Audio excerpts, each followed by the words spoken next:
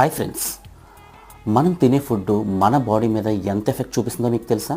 56% of the ఇండియన్స్కి వచ్చే diseases కేవలం వాళ్ళు తినే ఆహార అలవాట్ల వల్ల వస్తున్నట్టు రీసెంట్గా national institute of nutrition and ICMR కొత్త గైడెన్స్ రిలీజ్ చేసింది. అండ్ వాళ్ళు ఎలాంటి ఫుడ్స్ తినాలి, ఎటువంటి ఆహారపు అలవాట్లు పెంచుకోవాలి అన్న విషయాల మీద కూడా ఇది రిలీజ్ చేసాం. Hi, this is doctor Bhaskar, me cancer specialist from Visakhapatnam.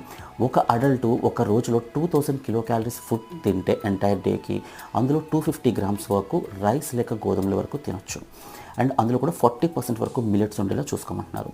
రెండవది దాల్ అంటే పప్పు, లేదంటే ఎగ్స్, మీట్ ఇలాంటివి, ఫిష్ ఇలాంటివన్నీ కూడా ఒక రోజులో 85 గ్రామ్స్ వరకు తీసుకోమంటున్నారు.